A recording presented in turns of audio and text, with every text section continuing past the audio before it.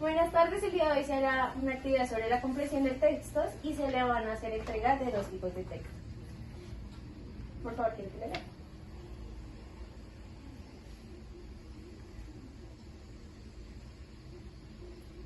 En la parte de atrás van a encontrar otro tipo de texto.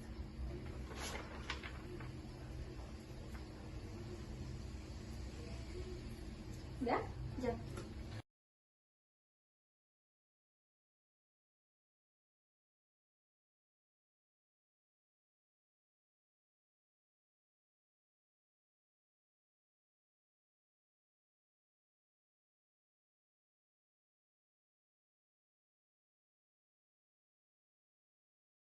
Para comprender mejor el texto es importante hablar de la lingüística, que es el estudio científico de las lenguas, y para eso es necesario un buen uso del lenguaje y el uso de los símbolos. Por otro lado, la comprensión de textos hace referencia al procesamiento de textos y a las representaciones semánticas. ¿Ustedes por qué entendieron el texto? Porque ustedes ya en el texto hay unos símbolos en los cuales ustedes están familiarizados.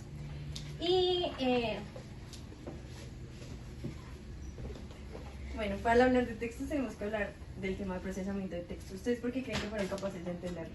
Porque desde pequeño me enseñaron a leer. ¿Y por qué está bien redactado?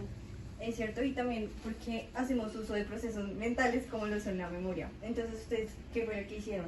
Evocaron recuerdos de cuando les enseñaron a leer y eso, y de manera automática ustedes entendieron el texto.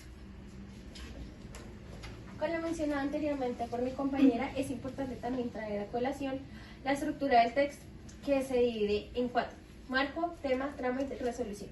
El marco hace referencia al tema, lugar y personajes. En el tema es el foco general de lo que se basa la historia. En el trama es el desarrollo del problema que tiene el texto. Y la resolución es el resultado final del desarrollo. Bueno, existen varios tipos de textos. Estos dependen de la clasificación que tiene y de la intención del escritor y del lector. El nuestro es el narrativo, que fue el que les mostramos, descriptivo y expositivo. El texto narrativo tiene personajes ficticios o no, cuentan con una cronología, tienen relaciones causales y motivacionales. En este caso los personajes eran el gato y el ratón, contaban con una cronología que pues, primero es la despensa, luego la asamblea, el cascabel del gato y pues cuando llegaron a la solución. El tema central pues, de este texto era saber dónde estaba el gato para así pues, que los ratones tuvieran una idea. Y las relaciones causales y motivacionales fueron el miedo que tuvieron los ratones. Entonces, siguiendo con los tipos de texto, está el texto descriptivo. En este texto busca informar. Entonces, describe una situación estática de un objeto perceptible.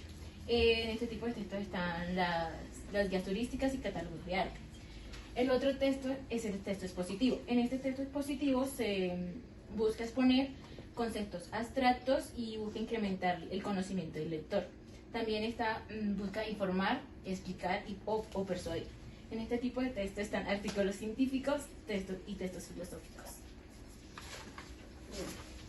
Para la comprensión de textos efectiva debemos tener en cuenta la coherencia y la cohesión. Haciendo referencia a la coherencia es el sentido que tiene un texto entre párrafos. En el texto que utilizamos podemos identificar una secuencia lógica entre estos, dándole así al lector una mayor facilidad de comprenderlo. Otra característica importante para la comprensión es la cohesión, el cual se identifica por tener anáfora. Estas buscan dar sentido al texto entre oraciones.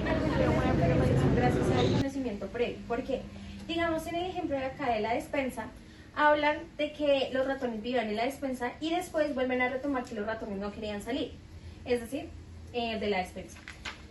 El primer texto en el que ustedes tienen habla de un texto coherente, y en la parte de atrás el segundo texto es un texto pseudocoherente.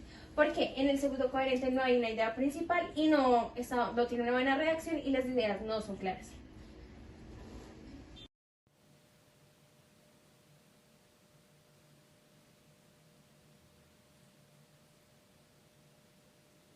Entonces, para hablar de la comprensión del texto tenemos que hablar de 3 modelos. El primero es la gramática de historias. Cuando ustedes leyeron el texto, ustedes ya, al saber que era una fábula, sabían que iba a tener una organización. Eso hablamos de una estructura canónica. Es algo que ustedes ya infieren en este entorno de ustedes. Y hablamos del segundo modelo, que es el análisis proposicional, que hablamos del efecto priming. ¿Qué es eso? El efecto priming es cuando una palabra se impronta a otra. Es decir, cuando tú lees, Esta palabra te facilita entender la otra. Digamos en el caso de nuestro texto, cuando hablamos del gato, ustedes pueden ir infiriendo que hablamos de la alacena. Eso es básicamente el efecto priming. Y por último, es el más importante, que es el de Keynes y Van Dyck. Él nos habla de que el texto tiene una estructura micro y macro. Micro, que es una jerarquía, que es como lo dijeron mis compañeras, toda la organización del texto. Y la macro, que es la idea principal, que es saber dónde está el gato. Y nos habla de que cuando nosotros leemos, hacemos ciclos. Estos ciclos no es como que inician y finalizan, sino que ustedes leen, guardan información, vuelven a leer, guardan información y así sucesivamente. Y esos son los modelos de la comprensión del texto.